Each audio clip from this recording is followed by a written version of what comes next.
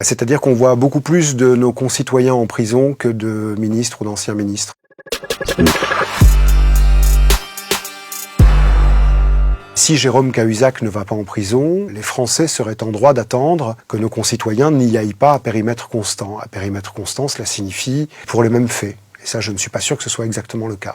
Je suis persuadé qu'il y a une justice à deux vitesses. C'est possiblement une accusation grave, mais comme tout ce que je dis, je l'assume. Mais vous verrez, il ne se passera rien.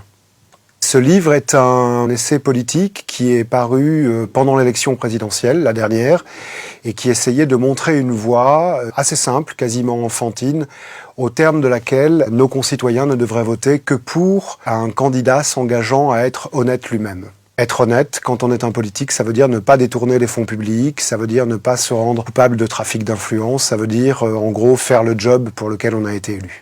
On pourrait essayer de les contraindre à le faire par la loi et par l'application du droit, sur une équation finalement assez simple, au terme de laquelle, si tu es pris les doigts dans le pot de confiture commun, eh bien, 1, tu ne peux plus être réélu, et 2, tu dois être tenu de rembourser ce que tu as détourné ou tenté de détourner sur tes deniers personnels.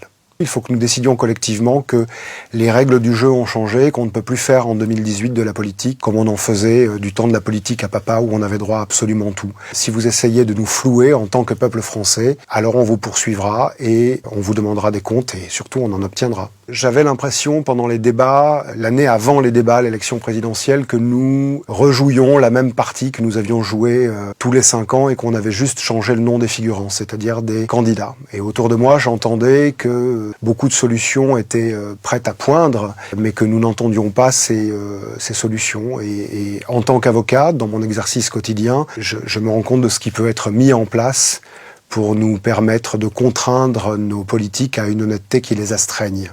On aimerait bien que les gens qui sont placés là, avec des privilèges qui sont exorbitants, le soient pour faire un travail qui soit au service de la communauté nationale et pas au service de leur parti ou pire encore à leur propre service. Je parle d'une voiture avec chauffeur, je parle de ne pas payer des restaurants, je parle de rouler avec des gyrophares dans les rues de Paris et d'ailleurs, ce qui doit être très drôle, mais la contrepartie de tous ces avantages, c'est d'essayer de servir la communauté nationale.